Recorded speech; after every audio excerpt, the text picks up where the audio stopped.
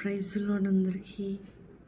I hope మీరందరూ బాగున్నారని అనుకుంటున్నా. ఎవ్రీడే మీ గురించి ప్రతిరోజు ప్రార్థనలో జ్ఞాపకం చేసుకుంటున్నానండి.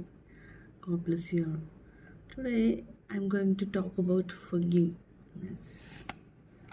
ఏంటండి ఎప్పుడు ఫర్గివ్నెస్ అని లేదు అంటే ఫర్గివ్ చేయాలి, ఎన్నిసార్లు ఫర్గివ్ చేయాలి, ఎందుకు ఫర్గివ్ చేయాలి?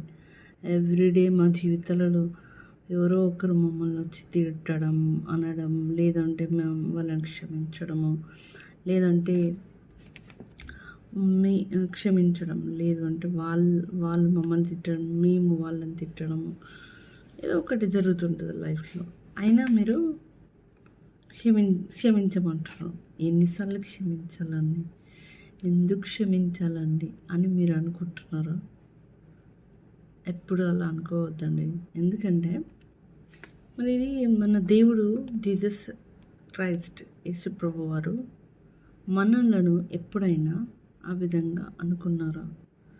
ఈ మనుషులు ఎప్పుడు ఎల్లవేళలా తమ మార్గం గుండా తప్పిపోతూ మమ్మల్ని ఎప్పుడు దుఃఖ పెడుతూ, బాధ పెడుతూ, నన్ను శోధిస్తూ, నన్ను వేధిస్తూ, నా హృదయంలో గాయపరుస్తూ, నా పరిశుద్ధాత్మను దుఃఖపరుస్తున్నా, అయినా కానీ నేను క్షమిస్తున్నా కదా. మరి నేను ఎందుకు క్షమించాలంటే మన పరిస్థితి ఏంటి? ఒకసారి ఆలోచించారా ఎప్పుడైనా? సో ఆలోచించండి my dear all sisters and brothers and friends and all.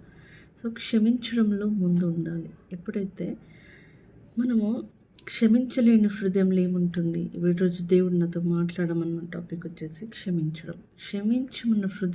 క్షమించలేని హృదయంలో అపవాదికి చోటు ఉంటుంది. ఎందుకు అంటే క్షమించలేని హృదయంలో ఈర్ష, ద్వేషము, అసూయ, కుళ్ళు, పగ, కలహము, దీని వలన వచ్చే కాన్సిక్వెన్సెస్ అంతా నష్టం.